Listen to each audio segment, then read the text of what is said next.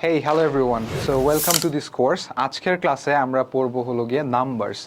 This the topic যেটা একেবারেই basic building, মানে আমাদের পুরো কোর্সের বলতে পারো one of the most easiest topic. And এই টপিকটা তোমাদের একেবারে ছোট্টবেলা পড়ে আসা জিনিস, যেগুলা হয়তো আমরা অনেকদিন ধরে পড়ি নাই, অ্যান্ড দ্যাটস ওয়াই আমাদের মাথায় হয়তো জিনিসগুলো এতটাও গোছানো আকারে নাই। সো চলো স্টার্ট করা যাক। আমরা একেবারেই শুরু করব নাম্বারের ক্লাসিফিকেশন দিয়ে, অর্থাৎ নাম্বার কত প্রকার, কিভাবে কোন জায়গা থেকে কি ড্র্যাক ডাউন করা যায়, শাখা প্রশাখা সবই পড়বো।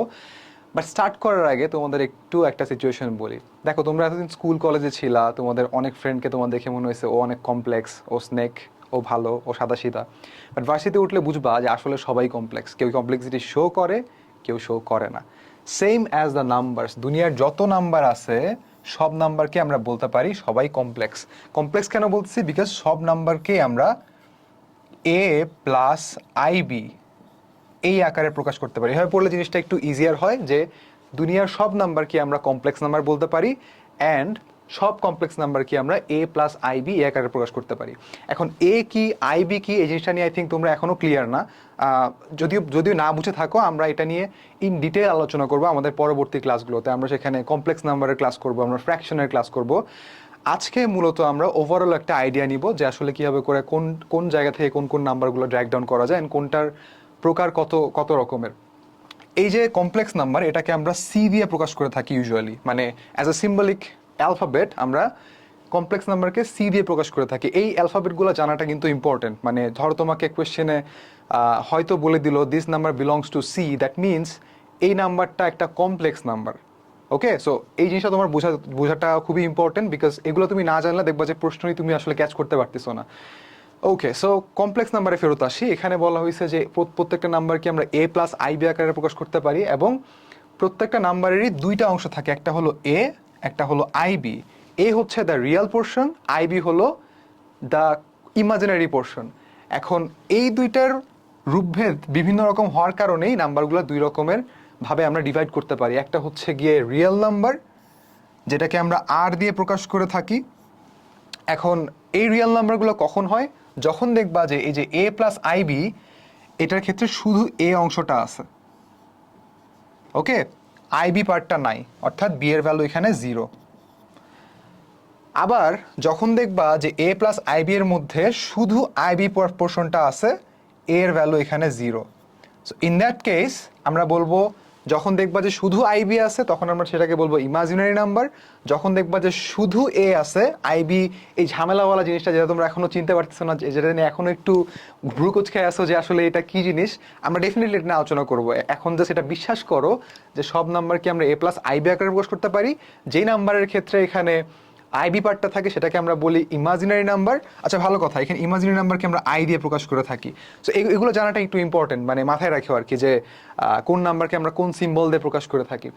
এরপরে আমরা শিখলাম যে রিয়েল নাম্বার, যে নাম্বারগুলো আমরা বলতেছি রিয়েল নাম্বার, সেগুলোর ক্ষেত্রে দেখবা যে শুধু এ অংশটুকু থাকবে, আইবি পার্টটা থাকবে না। ওকে, সো ইমাজিনারি নাম্বার আর রিয়েল নাম্বার দুইটার মধ্যে তোমরা মোটামুটি থিওরিটিক মানে ব্যাপারটা বুঝতে পারছো যে কখন আমরা কোনটাকে ইমাজিনারি নাম্বার বলবো, কখন কোনটাকে আমরা রিয়েল নাম্বার বলবো। বাট অ্যাকচুয়ালি রিয়েল নাম্বার হচ্ছে ওই সকল নাম্বার যেগুলো তুমি একদম ছোটোবেলা থেকে কিউট কিউট নাম্বার ইউজ করে আসছো, যে নাম্বার দিয়ে ধরো তুমি ব্যবসা করো, যে নাম্বার হয়তো তোমাকে টিচার স্কুলের মধ্যে গোল্লা দিছে। সো সেই নাম্বারগুলো হচ্ছে রিয়েল নাম্বারস। রিয়েল নাম্বারসের মধ্যেও আরও অনেক ভাগ আছে, সেটা নিয়ে আমরা আলোচনা করবো। বাট ইমাজিনারি নাম্বার হচ্ছে মূলত, এটাকে আমরা যেহেতু ইমাজিনারি বলছি, কাল্পনিক, সো এটা আমাদের কল্পনাতেই এক্সিস্ট করে। ইউজুয়ালি এগুলো আমরা ডেইলি লাইফে খুব একটা ইউজও করি না। সো একটা সার্টেন এক্সটেন্ট পর্যন্ত আমাদের জানতে হবে এই পরীক্ষাটার জন্য, বিকজ এখানে আসলে ইমাজিনারি নাম্বার নিয়ে খুব ইন ডিটেল খুব ইনডেপথ তোমাকে জানতে হবে না, বাট যেটা জানতে হবে সেটা নিয়ে আমরা আলোচনা করবো অবভিয়াসলি। সো চলো আমরা রিয়েল নাম্বারকে একটু একটু এক্সপ্লেন করি আর একটু ভালোভাবে। সো রিয়েল নাম্বারকে মূলত দুইটা ভাগে ভাগ করা যায়, একটা হলো র্যাশনাল নাম্বার আর একটা হলো ইরেশনাল নাম্বার। এখন র্যাশনাল আর ইরেশনাল বোঝার আগে আমাদের একটু ব্যাকগ্রাউন্ড থেকে আসতে হবে যে র্যাশনাল নাম্বার ইরেশনাল নাম্বার আসলে কি। তো সেটা বোঝার জন্য আমরা যদি একটু মানে ব্যাকগ্রাউন্ড থেকে আসি, স্টার্ট করা উচিত প্রাইম নাম্বার দিয়ে। দেখো, প্রাইম নাম্বার যে সংখ্যাগুলোকে আমরা বলি, এটা হচ্ছে বাংলায় মৌলিক সংখ্যা। আমরা সবাই জানি যে প্রাইম নাম্বারস মানে হচ্ছে মৌলিক সংখ্যা। ওকে, সো মৌলিক সংখ্যা কি? আমরা একেবারে ছোটবেলা থেকে পড়ে আসছি যে মৌলিক সংখ্যা হচ্ছে এমন সব নাম্বার যে নাম্বারগুলোকে আমরা ওই সংখ্যা আর এক ছাড়া আর অন্য কোনো সংখ্যাতে ভাগ করতে পারি না। এটাকে আরেকটু ডিফারেন্টভাবে বলা যায়, সেম জিনিসই, যে 1 and the number itself are the only two factors of this numbers. মানে এই নাম্বারগুলো হলো এমন সব নাম্বার, প্রাইম নাম্বারগুলো হচ্ছে এমন সব নাম্বার যে নাম্বারের মধ্যে শুধু দুইটাই ফ্যাক্টর পাই আমরা, যে ফ্যাক্টরগুলোর একটা হচ্ছে 1 আর একটা হলো সেই নাম্বারটা নিজে। এখন তোমাদের মাথায় কোশ্চেন আসতে পারে, তাহলে ফ্যাক্টর কি জিনিস? এটাও চলো আলোচনা করে ফেলি, যে ফ্যাক্টর হচ্ছে এমন সব নাম্বার যে নাম্বারটাকে আমরা একটা সংখ্যা দিয়ে ভাগ করতে পারি। আমি একটু এক্সপ্লেন দিয়ে মানে এক্সাম্পল দিয়ে বুঝাই। লেটস সে 20 একটা নাম্বার, যেই নাম্বারের কিছু ফ্যাক্টর আছে। ফ্যাক্টর কি? যেই নাম্বার দিয়ে আমরা 20কে ভাগ করতে পারবো সেগুলোই হচ্ছে 20 এর ফ্যাক্টর। লাইক আমরা 1 দিয়ে ভাগ করতে পারি, আমরা 2 দিয়ে ভাগ করতে পারি, আমরা 4, 5, 10 and 20 এই সবগুলো নাম্বার দিয়ে কিন্তু 20কে ভাগ করা যায়। এখন দেখো তো 20 এর ক্ষেত্রে কয়টা ফ্যাক্টর আছে? ডেফিনেটলি 1, 2, 3, 4, 5, 6টা ফ্যাক্টর আছে। এখন যেহেতু 6টা ফ্যাক্টর আছে, 6টা ফ্যাক্টর এক্সিস্ট করছে 20 এর, দ্যাট ইজ আমরা বলতে পারি যে এটা একটা প্রাইম নাম্বার না। প্রাইম নাম্বার হওয়ার জন্য অবশ্যই 20 এর মাত্র 2টা ফ্যাক্টর থাকা উচিত ছিল। যেমন ধরো আমরা 17 এর কথা চিন্তা করতে পারি। 17 কি? 17কে যদি তুমি একটু ডিভাইড করে দেখো যে কি কি সংখ্যা দিয়ে ভাগ করা যায়, তুমি একদম বুঝতে পারবা যে আসলে 17কে আমরা 1 আর 17 ছাড়া আর কোনো সংখ্যা দিয়ে আসলে ভাগ করতে পারি না। সো দেখো তুমি একটু ডেসক্রিপশনটার সাথে মিলিয়ে দেখো যে 17 এর শুধুমাত্র দুইটাই ফ্যাক্টর আছে, অ্যান্ড সেই দুইটা ফ্যাক্টর হচ্ছে 1 and the number 17 itself. So that is why আমরা বলছি 17 একটা প্রাইম নাম্বার।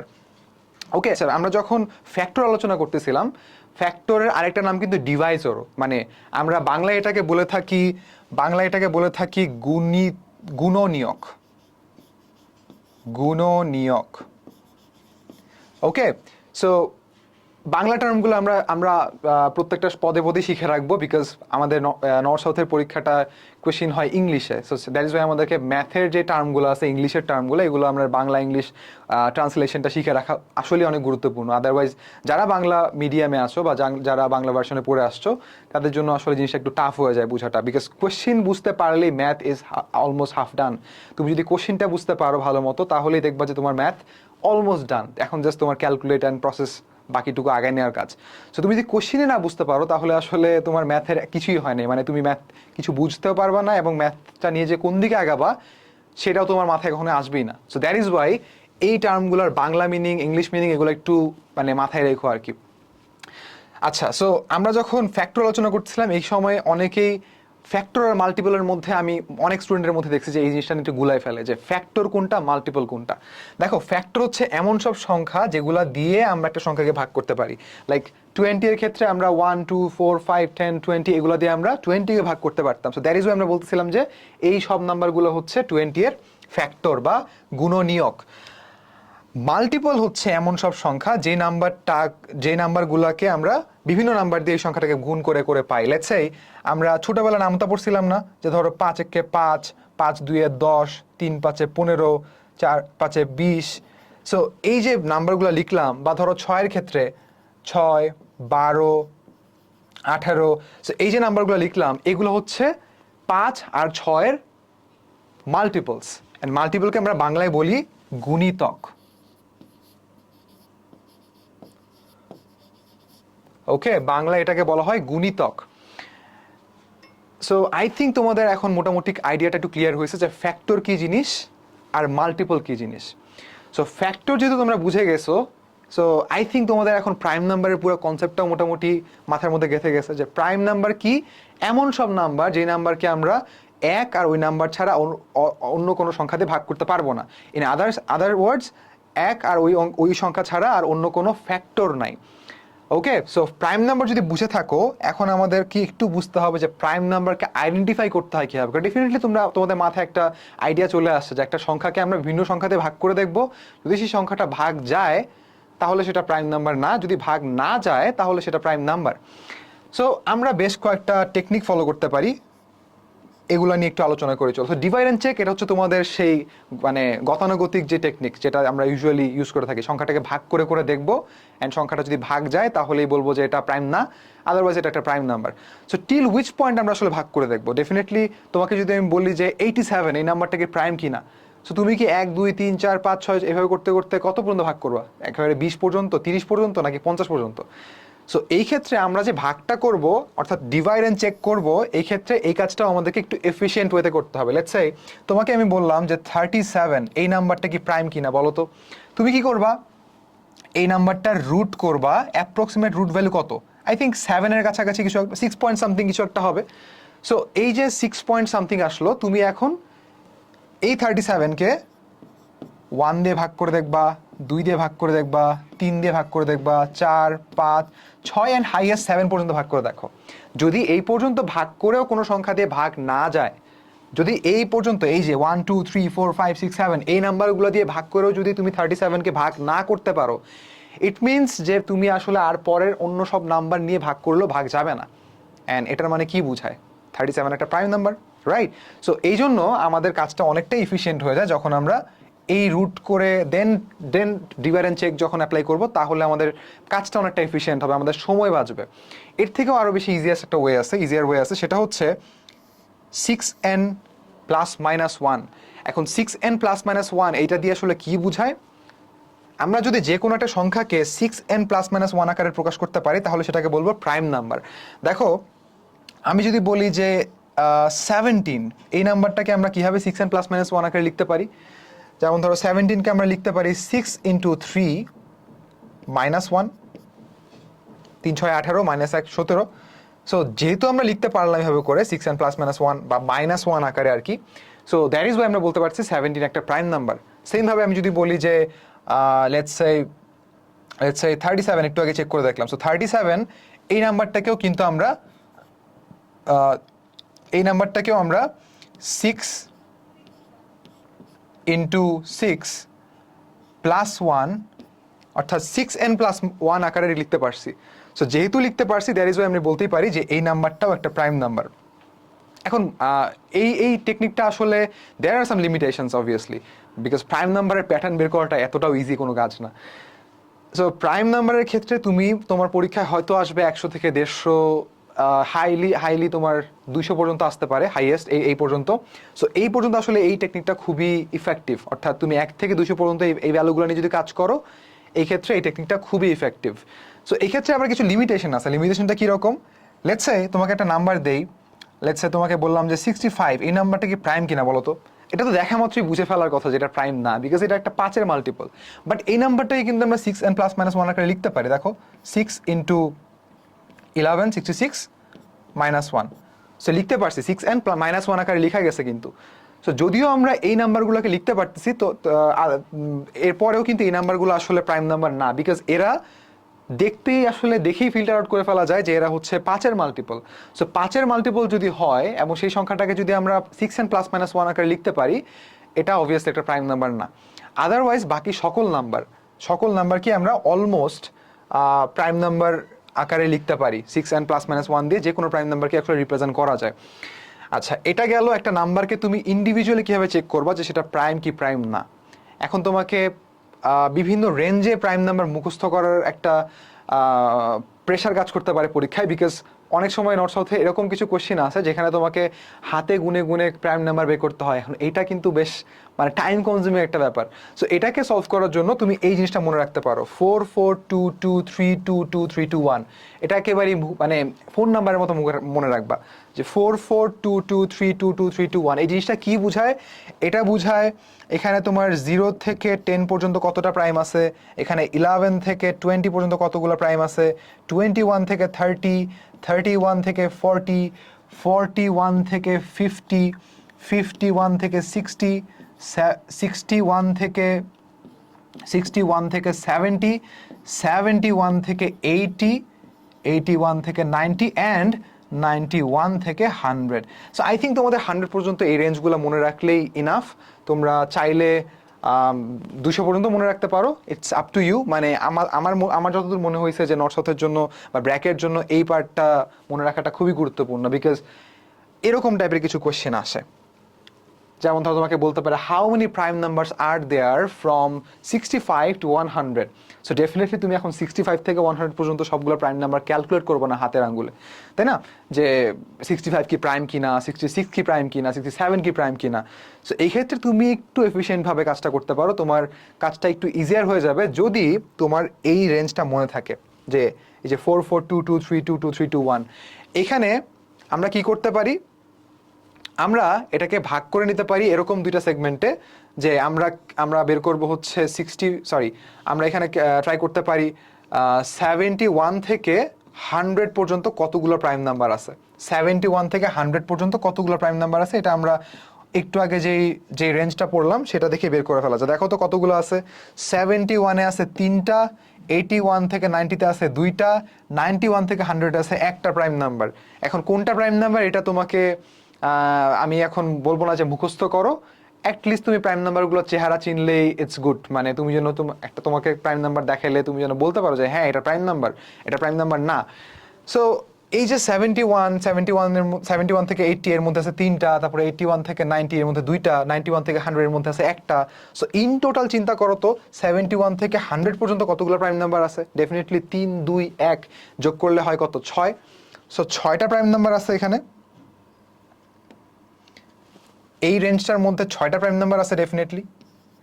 বাট আমাদের কোয়েশ্চেন কিন্তু 71 থেকে 100 ছিল না, রাইট? আমাদের কোয়েশ্চেন ছিল 65 থেকে 100 পর্যন্ত। সো আমরা একটা পোর্শন কিন্তু এখনো ক্যালকুলেট করি নাই, সেই পোর্শনটা হচ্ছে 65 থেকে 70 পর্যন্ত।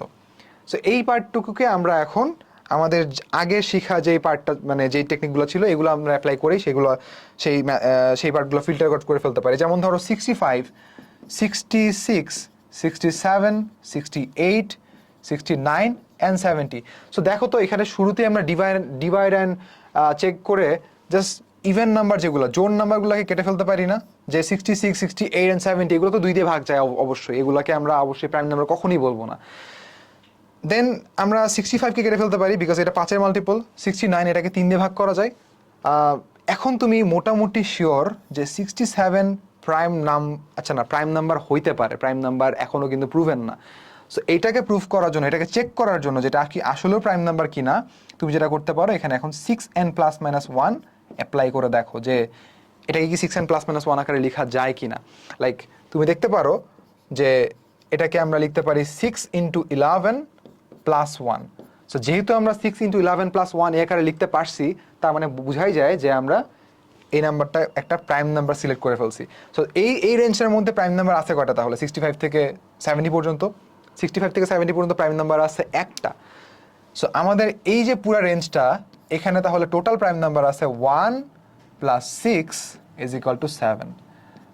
সো যদিও আমি তোমাদেরকে অনেক ইলাবোরেট করে বলতেছি, আমার সময় অনেকক্ষণ লাগতেছে, বাট এই ম্যাথ তোমার পরীক্ষা হলে অ্যাটলিস্ট 10 সেকেন্ডের মধ্যে পেরে ফেলা উচিত। মানে কোশ্চেনটা পড়বা, এরপরে 10-15 সেকেন্ড চিন্তা করবা, ম্যাথ দাগায় ফেলবা। মানে বাকিরা তুমি দেখবা বাকি সবাই হাতের আঙ্গুলের মধ্যে ক্যালকুলেট করবে যে এইটা কি প্রাইম, ওইটা কি প্রাইম, এটা প্রাইম না, এটা প্রাইম। মাথার তালগোল পাকা যাবে, এত স্ট্রেস না যাবে না। জাস্ট ডু এফিশিয়েন্টলি, টেকনিক শিখবা, টেকনিক ওয়াইজ ম্যাথ করবা, দেখবা যে সব ম্যাথই ধামধাম হয়ে যাচ্ছে। আচ্ছা, আমরা প্রাইম নাম্বার বুঝছি, এখন চলো একটু দেখি কো প্রাইম জিনিসটা কি। কো প্রাইম কিন্তু ইন্ডিভিজুয়াল একটা নাম্বার কখনো কো প্রাইম হতে পারে না, এটাকে আমরা বাংলায় বলি সহমৌলিক।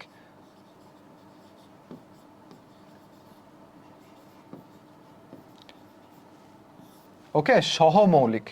সো সহমৌলিক সংখ্যা কোনগুলা? ইন্ডিভিজুয়ালি আমরা যেমন একটা সংখ্যাকে বলছি যে 2 একটা প্রাইম নাম্বার, 5 একটা প্রাইম নাম্বার, 7 একটা প্রাইম নাম্বার। এভাবে কিন্তু আমরা সংখ্যাকে ডাক দিয়ে বলতে পারি যে এটা হলো কো প্রাইম, এটা কো প্রাইম না। আমরা কয়েকটা নাম্বার বা 2টা নাম্বারকে অ্যাটলিস্ট নিয়ে কম্পেয়ার করে বলতে পারি যে এই 2টা নাম্বার হচ্ছে কো প্রাইম অথবা নাম্বার 2টা কো প্রাইম না। সো কখন কো প্রাইম বলবো? যখন দেখবা যে 2টা নাম্বারের মধ্যে কমন ফ্যাক্টর জাস্ট একটাই। যেমন ধরো আমি যদি 6 আর 15 এর মধ্যে ক্যালকুলেট করি, বলতো 6 এর ফ্যাক্টরস কি কি? 6 এর ফ্যাক্টর হচ্ছে 1, 2, 3 and 6। সো এগুলো হচ্ছে 6 এর ফ্যাক্টর। 15 এর ফ্যাক্টর কি কি? 15 এর ফ্যাক্টর হচ্ছে 1, 3, 5 and 15। সো দেখো তো এই 2টা নাম্বার 6 আর 15, 6 আর 15 এই দুইটার মধ্যে কমন ফ্যাক্টর কয়টা? এই দুইটার মধ্যে কমন ফ্যাক্টর হচ্ছে 1 আছে, 3 আছে অ্যান্ড 5 আছে, সরি 1 আছে আর 3 আছে। সো যেহেতু আমরা একাধিক কমন ফ্যাক্টর পাইছি, একের থেকে বেশি কমন ফ্যাক্টর পাইছি, তার মানে এরা আসলে কখনোই পরস্পর কোপ্রাইম না বা সহমৌলিক না। আমরা সহমৌলিক কোনগুলো নাম্বারকে বলতে পারি? লেটস সে 27, এটা একটা, আর আর হচ্ছে ধরো 16, এই দুটার মধ্যে একটু কম্পেয়ার করে দেখি।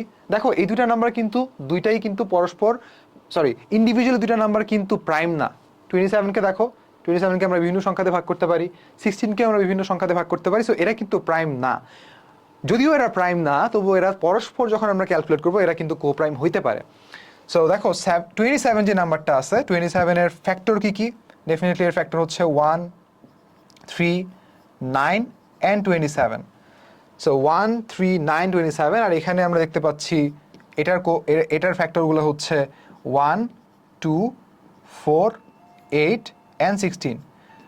সো দেখো এর এতগুলো ফ্যাক্টর, ওর এতগুলো ফ্যাক্টর, বাট এদের মধ্যে কমন ফ্যাক্টর শুধু একটাই, হুইচ ইজ 1। সো দেখো যখনই আমরা একটা দুইটা নাম্বারের মধ্যে কম্পারিজন করব, দুইটা নাম্বারকে আমরা একে অপরের সাথে কম্পেয়ার করব, এই ক্ষেত্রে যদি দেখো যে দুইটা নাম্বারের মধ্যে কমন ফ্যাক্টর হাইয়েস্ট একটাই, তার মানে দুইটা নাম্বার পরস্পর সহমৌলিক অথবা কো প্রাইম। আচ্ছা, এখন কথা হলো কেন এত কিছু আমরা বুঝাই আসলাম, prime numbers, factors, multiples, then coprime, because আমরা এখন রেশনাল নাম্বার আর ইরেশনাল নাম্বার নিয়ে একটু আলোচনা করব। রেশনাল নাম্বার ইরেশনাল নাম্বার বোঝার জন্য ব্যাপারটা এমন না যে তোমার আসলে এই ব্যাপারগুলো আসলেই জানতে হবে অনেক ইন ডিটেল, বাট যেহেতু এগুলো একেবারেই বেসিক, অ্যান্ড আমাদের ক্লাসটা আজকে একেবারেই বেসিক বিল্ডিং একটা ক্লাস, আমরা তুমি কম্পেয়ার করে দেখে নিতে পারো আমাদের আজকের ক্লাসটার যেই হার্ডনেস বা যেই লেভেলের এটা স্ট্যান্ডার্ড, এটা ওয়ান অফ দ্য মোস্ট, মানে একেবারে ইজি একটা ক্লাস। এর থেকে ইজি ক্লাস আই থিঙ্ক আমাদের পুরো কোর্সে তুমি পাবা না।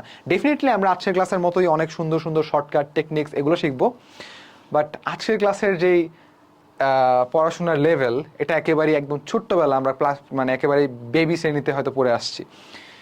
আচ্ছা, সো রেশনাল নাম্বার কোনগুলা? রেশনাল নাম্বারকে আমরা বাংলায় বলে থাকি মূলদ সংখ্যা। ওকে, মূলদ সংখ্যা। এখন মূলদ সংখ্যা কাকে বলে? যদি কোনো একটা নাম্বারকে আমরা পি বাই কিউ আকারে লিখতে পারি, পি বাই কিউ মানে অ্যাজ আ ফ্র্যাকশন, মানে পি বাই কিউ, উপরে পি নিচে কিউ, এরকম simple. So P by Q আকারে লিখতে পারি, যেখানে পি আর কিউ পরস্পর কো প্রাইম।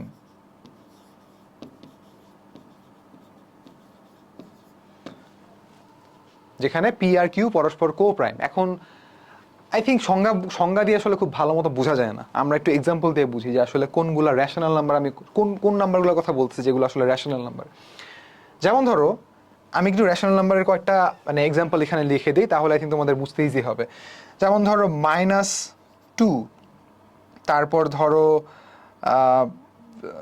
-1000, 6.93, বা ধরো √16, ধরো 9/7,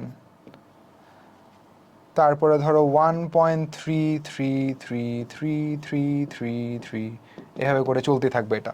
ওকে, এরপরে আরও অনেক নাম্বারস আছে, যেমন ধরো 0, একেবারেই বেসিক, -1। সো আমি মোটামুটি অনেক টাইপের নাম্বার এখানে লিখছি, আরও অনেক টাইপের নাম্বার আছে যেগুলো আমরা ইউজুয়ালি ইউজ করে থাকি। সো এই সবগুলো নাম্বারই রেশনাল নাম্বার। মানে শুনতে মনে হতে পারে যে সব নাম্বারই তো লিখে ফেলছি, বাট আসলেই true, this all the numbers are rational. কেন রেশনাল বলতেছি দেখো, তুমি -2কে লিখতে পারো এভাবে করে, -2 = -2/1, -1000কে লিখতে পারো -1000/1। দেখো মানে জিনিসটা অনেক মনে হতে পারে যে এরকম করে আমি কেন পড়াচ্ছি, যে নিচে শুধু 1 দিয়ে লিখে ফেললেই তো সব নাম্বারকে আমরা লিখতে পারবো, বাট এটা কিন্তু রেশনাল নাম্বারের মেইন যে সংজ্ঞা, অর্থাৎ পি বাই কিউ আকারে লিখা যাবে, লিখতে পারতে হবে, এটাকে কিন্তু ম্যাচ করতেছে। দেখো তুমি এখানে পি আর কিউ দুইটা ভ্যালু পরস্পর কো প্রাইম হইতে হবে। সো 1-এর সাথে দুনিয়ার যত নাম্বার আছে, 1-এর সাথে তুমি 1 কোটিকে যদি কম্পেয়ার করো, তবুও এরা পরস্পর কো প্রাইম হবে। আই থিঙ্ক বুঝাতে পারছি যে 1 আর একটা নাম্বারের মধ্যে কম্পারিজন করা হচ্ছে। সো যে কোনো নাম্বার সাথে তুমি 1 এর যদি কম্প্যারিজন করো সেখানে তুমি একটাই কমন ফ্যাক্টর পাবা, সেটা হচ্ছে 1। সো দ্যাট ইজ ওয়াই আমরা বলতে পারি যে সব নাম্বারকে আমরা নিচে 1 দিয়ে আসলে লিখতে পারি যদি কোনো নাম্বার নিচে না থাকে। লেটস সে এটা একটা p/q আকারে নাই, মানে এই যে যেমন যেমন ধরো দেখো এই নাম্বারটা 9/7 খুবই ভদ্র একটা সংখ্যা, এখানে 9/7 একদম সরি 9/7কে আমরা সুন্দর মতো p/q আকারে লিখতে পারতেছি। সো যেহেতু লেখা যাচ্ছে and 9 আর 7 পরস্পর কো-প্রাইম, এটা দেখে আমরা চিনতে পারতেছি যে 9 আর 7 এর মধ্যে একটাই common factor which is 1. So that is Y আমরা বলতে পারি যে 9/7 এটা একটা রেশনাল নাম্বার। সো সেম ভাবে যদিও আমরা এদেরকে এত সুন্দর ফরম্যাটে পাই নাই, বাট আমরা চাইলে কিন্তু কনভার্ট করে ফেলতে পারি। যেমন ধরো এই যে 6.93, সো 6.93কে আমরা 693/100 এই আকারে লিখতে পারি। দেখো জাস্ট যখন আমরা 100 দিয়ে ভাগ করবো তখন দশমিকটা এখান থেকে এখানে চলে আসবে, তো 6.93 চলে আসবে। অ্যান্ড তুমি কম্পেয়ার করে দেখতে পারো 693 আর 100 এরা হচ্ছে পরস্পর কো-প্রাইম দুইটা নাম্বার। সেম ভাবে √16, সো এখানে কত আসে 4, সো 4/1 ওটা কো-প্রাইম সরি রেশনাল নাম্বার। 9/7 তো একটা রেশনাল নাম্বার হবেই, এটা আমরা দেখিয়ে আসলাম। সেম ভাবে 1.33। আচ্ছা, একটা অনেকের ভুল ধারণা আছে যে যেই নাম্বারগুলা আনলিমিটেড, মানে ধরো পুনঃপুনিক সংখ্যা আছে কিছু যেগুলোকে আমরা বলি ইনফাইনাইট নাম্বারস, অর্থাৎ মানে এগুলো চলতেই থাকে, এগুলা কখনো শেষ হয় না। তুমি খেয়াল করবা 1.67676767 এভাবে করে আসতেই থাকে। সো কাইন্ড অফ সেরকম যে তুমি যদি দেখো এখানে আমরা এটা আমরা 0.33 দিয়ে দিই, তাহলে তোমরা চিনতে পারবা সবাই যে দেখো আমরা যে কোনো নাম্বারকে আমি যদি 1/3 লিখে ফেলি, দেখো তো 1/3কে আমরা যদি ভাগ করতে যাই, তুমি ক্যালকুলেটরে চাপ দিলেও দেখবা যে 0.3333 এটাই আসতে আসে। অ্যান্ড তুমি যদি একটু বড় ডিসপ্লেওয়ালা ক্যালকুলেটর নাও তাহলে আরও কয়েকটা 3 পাবা। তুমি যদি আরও এত বড় একটা ডিসপ্লে নাও তাহলে দেখবা যে আরও কয়েকটা 3 পাবা। বাট তুমি যত বড় ডিসপ্লে নাও না কেন, যতগুলো লাইনই নাও না কেন, সব আলটিমেটলি 3 পাবা।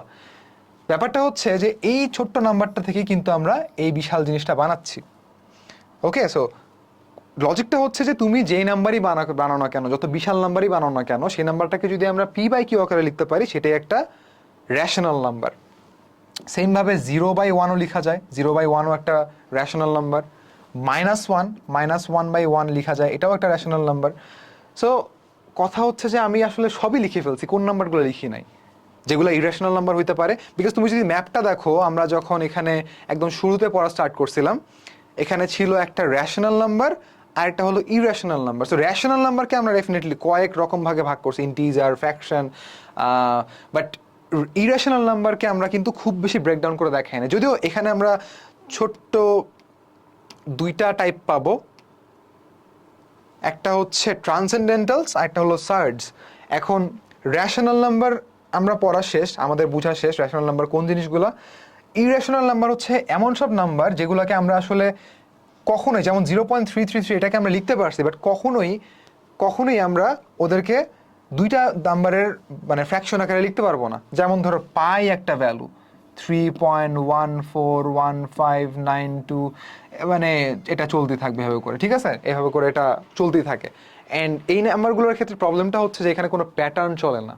লাইক তুমি দেখো এখানে একটা সুন্দর প্যাটার্ন চলতেছে, তুমি যদি 1.676767 0.989898 এভাবে করে কিন্তু কিছু প্যাটার্ন চলে। সো ওই প্যাটার্নগুলোর ক্ষেত্রে না আমরা ওদেরকে কম্পেয়ার করে p/q আকারে লিখতে পারি। বাট এই সকল নাম্বার যেগুলোর কোনো প্যাটার্ন নাই, কিংবা তুমি চিন্তা করো এর ভ্যালুরও কিন্তু তুমি যদি এটাকে এক্সপ্যান্ড করো দেখবা যে এটার কোনো প্যাটার্ন আসে না, এটা একটা উদ্ভট নাম্বার ক্রিয়েট করে যেটা আলটিমেটলি চলতেই থাকে, বাট এটা কোনো প্যাটার্ন পাওয়া যায় না। দ্যাট ইজ ওয়াই আমরা এই নাম্বারগুলো কিন্তু কখনোই p/q আকারে রিপ্রেজেন্ট করতে পারি না। সো এই যে নাম্বারগুলা, এগুলাকে আমরা সুন্দর সুন্দর নাম দিছি, যে এটা হলো পাই, এটা এই নাম্বারগুলোকে আমরা বলি হলো ট্রান্সেন্ডেন্টালস। আচ্ছা, এটা আই থিঙ্ক মনে রাখার দরকারও নাই, জাস্ট মানে বলার কাজ বললাম আর কি, যে এটা হলো ট্রান্সেন্ডেন্টালস। আরও এক ধরনের নাম্বার আছে যেগুলোকে আমরা বলতে পারি যে এগুলোও ইরেশনাল নাম্বার। যেমন ধরো আমরা এখানে √16 করছি, যেটাকে আমরা রুট করে আলটিমেটলি 4 পাইছি।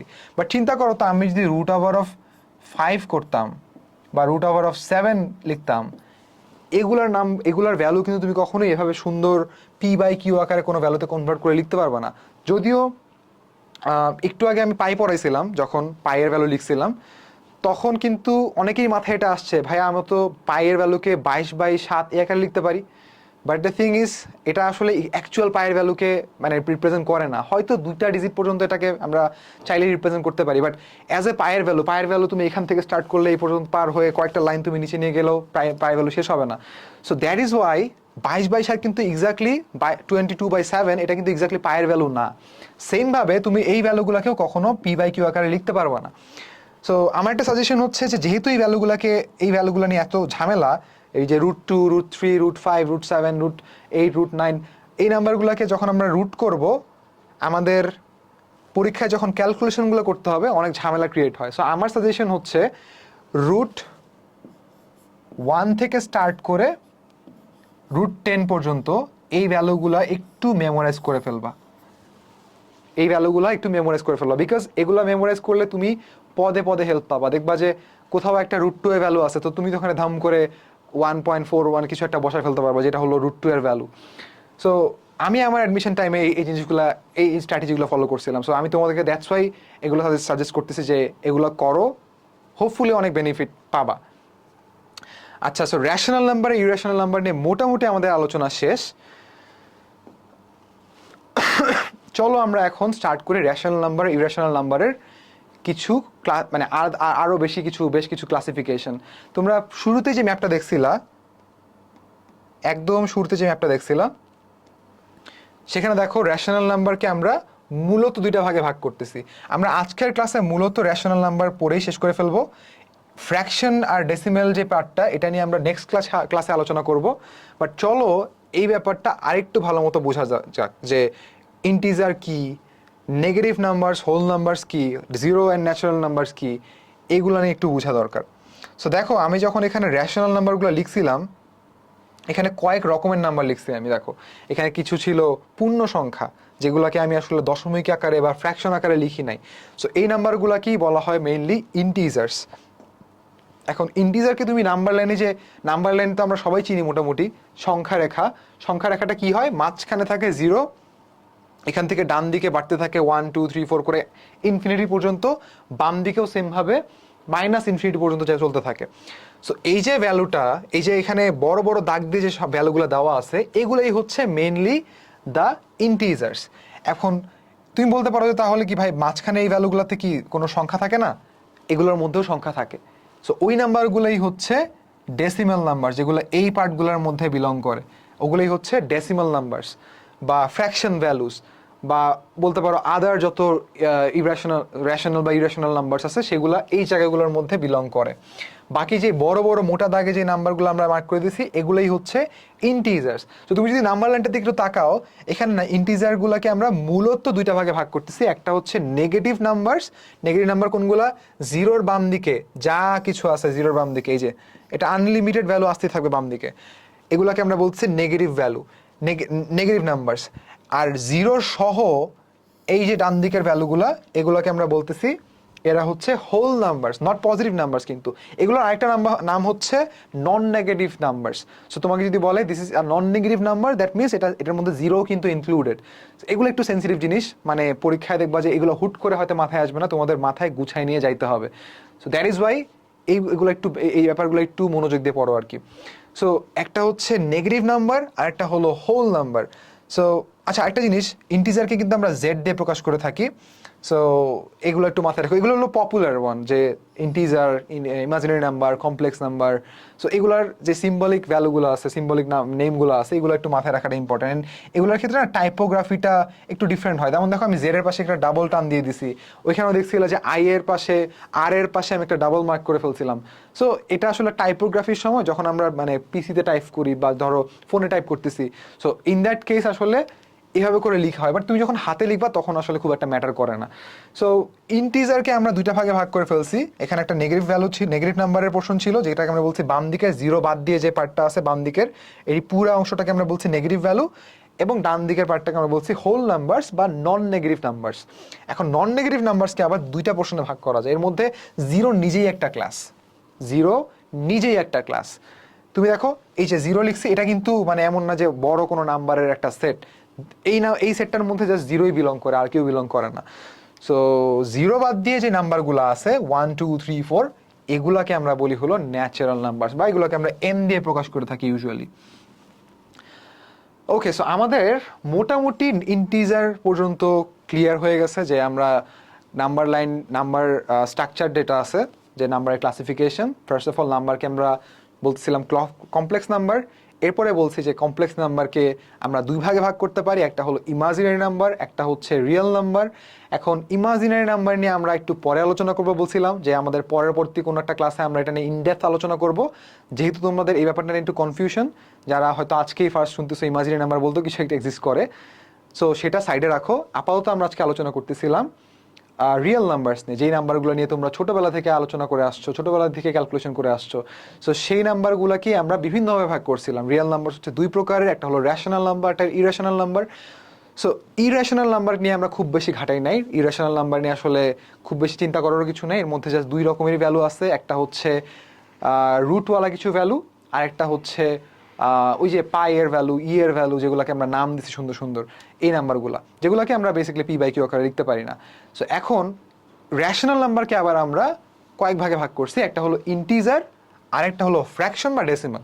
ফ্র্যাকশন বা ডেসিমাল নিয়ে আমরা পরের ক্লাসে আলোচনা করব। ওটা নিয়ে সুন্দর সুন্দর শর্টকাট অ্যান্ড ট্রিক আছে, যেগুলো আমরা পরবর্তী ক্লাসে আলোচনা করব। বাট ইন্টিজারকে আমরা কয়েক ভাগে ভাগ করছিলাম, যেটা আমরা অলরেডি শিখে ফেললাম, যে negative numbers and non negative numbers.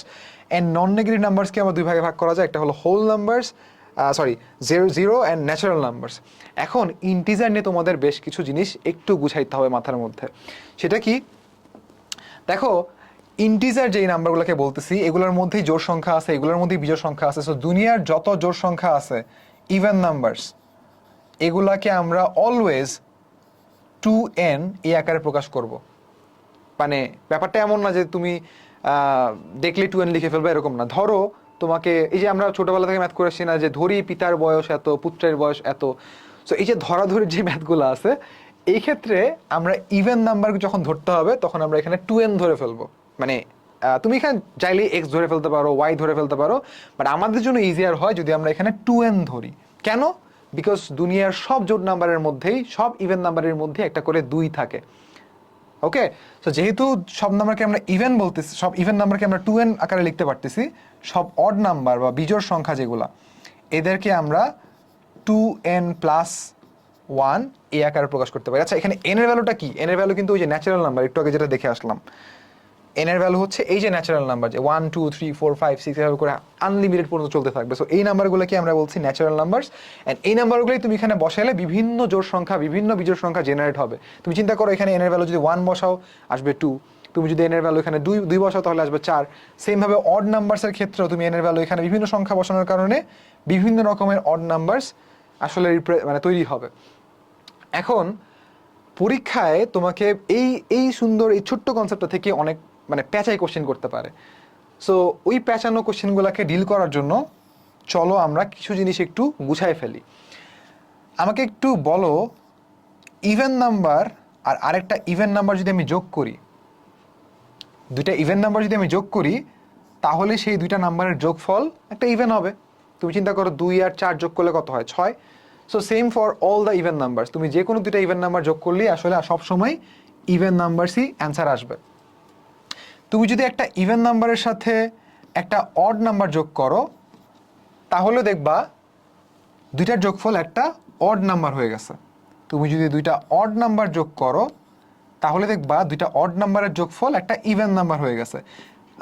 এটাকে তোমরা মানে খুবই সিম্পল ওয়েতে মনে রাখতে পারো, অথবা যদি খুবই কনফিউজিং লাগে, তুমি মনে করতে পারো যে ইভেন নাম্বারের মধ্যে দুইটা পার্ট থাকে, অড নাম্বারের মধ্যে এটা একটু অড দেখতে, সো এরকম পার্ট থাকবে। সো দেখো, তুমি যখন দুইটা ইভেন নাম্বার যোগ করবা, দেখো আমি যদি লেটস সে এটা একটা ইভেন, এটা আরেকটা ইভেন, সো আমি এই দুটো যদি যোগ করি, এটা কি ক্রিয়েট করবে? এটা একটা এরকম নাম্বার ক্রিয়েট করবে না, মানে এরকম একটা স্ট্রাকচার ক্রিয়েট করবে না, উইচ ইজ অলসো ইভেন। 1 2 3 4, আচ্ছা একটা পার্ট বেশি এঁকে ফেলছি।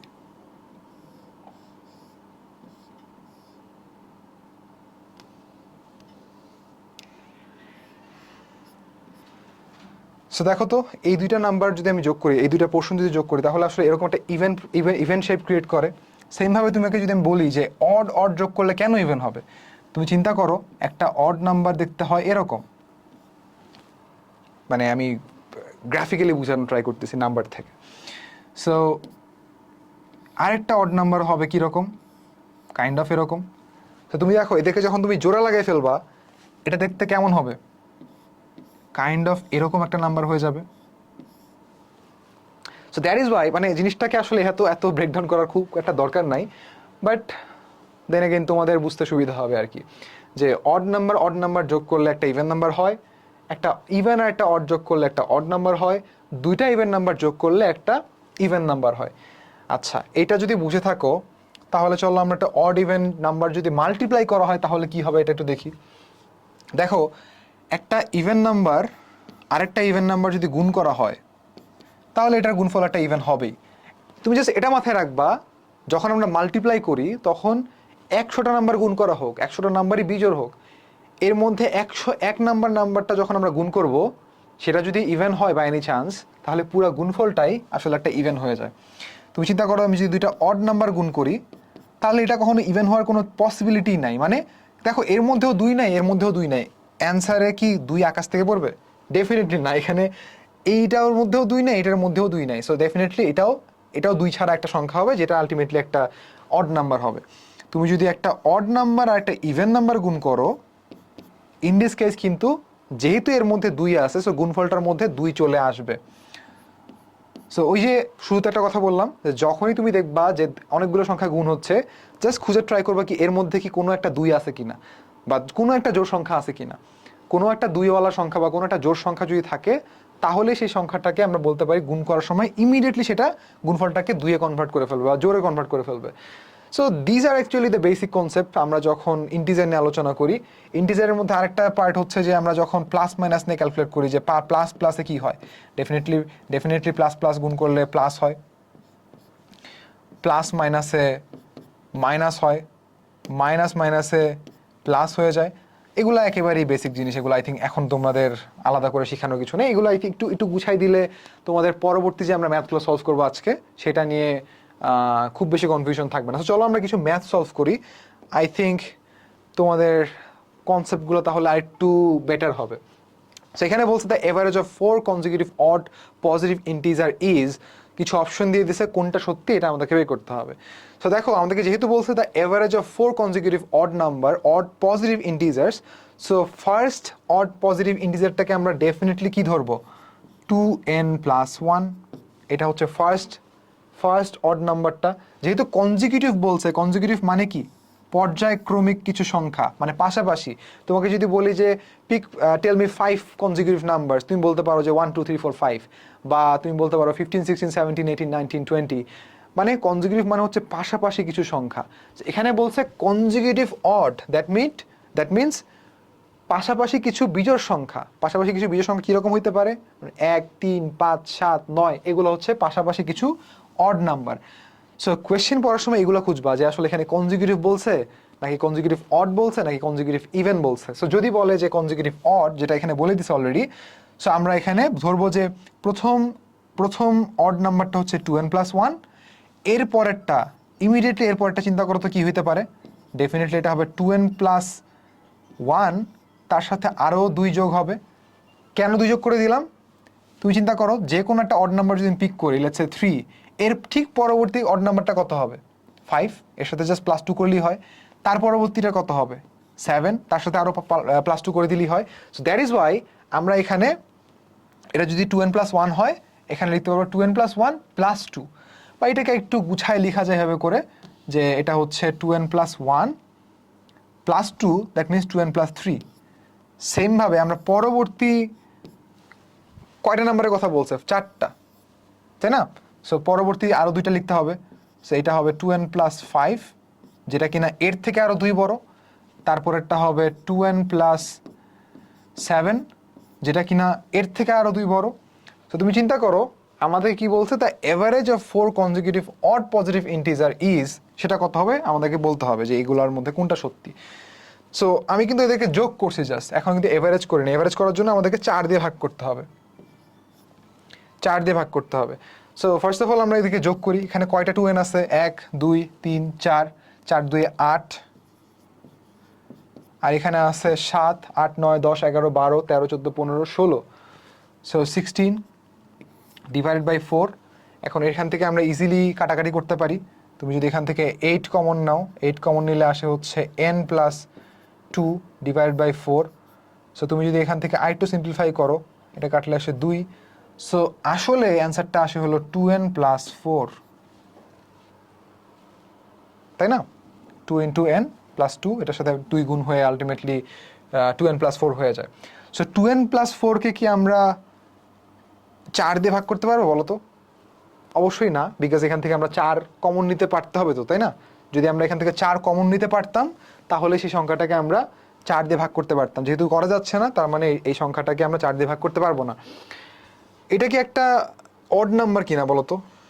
দেখো তো 2n অলওয়েজ একটা ইভেন নাম্বার, এটা আমরা সবাই জানি। 2n অলওয়েজ একটা ইভেন নাম্বার, 4ও একটা even number. So even plus even একটা ইভেন নাম্বার, এটা আমরা একটু আগে শিখে আসলাম।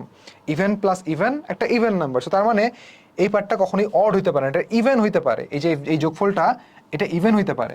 সো তার মানে এই অপশনটা বাদ, এই অপশনটাও বাদ, এই অপশনটা হইতে পারে বোথ বি অ্যান্ড সি। দেখো তো বি আর সি সংখ্যাটা তো 4 দিয়ে ভাগ যায় না, শুধু একটা ইভেন নাম্বার।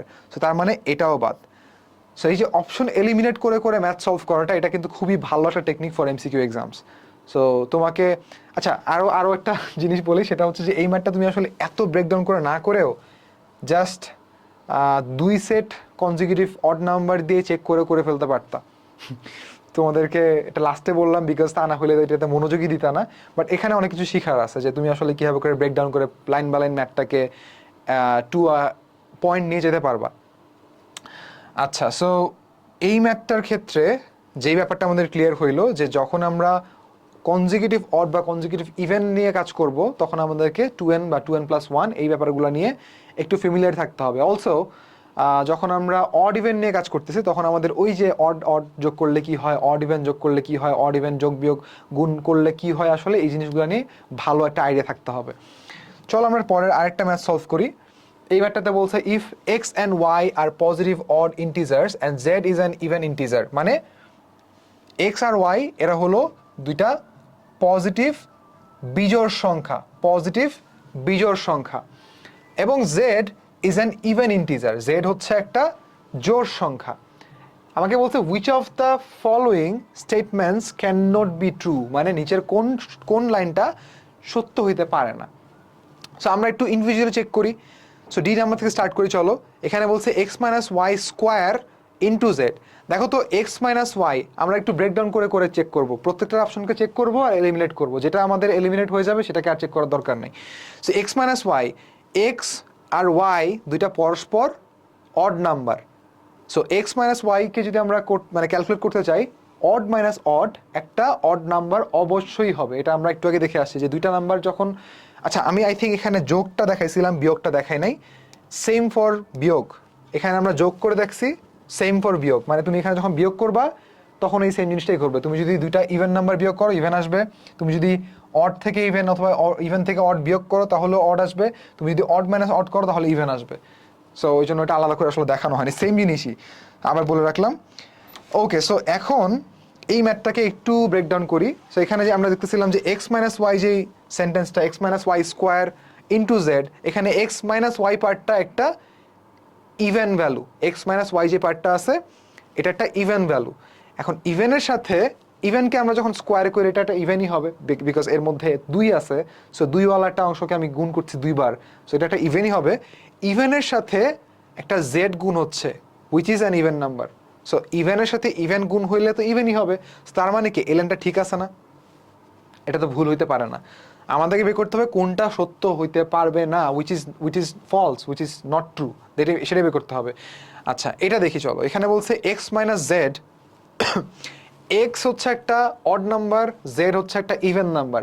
যেহেতু অড থেকে ইভেন বাদ দিচ্ছি, অড থেকে ইভেন বাদ দিলে একটা অড পার্ট থাকবে, অ্যান্ড এই অডের উপর একটা পাওয়ার দেওয়া হচ্ছে Y, which is a odd number. দেখো অড নাম্বারকে তুমি যেটাই পাওয়ার দাও না কেন, এটা অলওয়েজ একটা অডই থাকবে। অড নাম্বারের মধ্যে যেহেতু কোনো 2 নাই, সো 2 নাই এরকম সংখ্যাকে তুমি 100 বার গুণ করলেও এটার মধ্যে কখনো 2 আসবে না।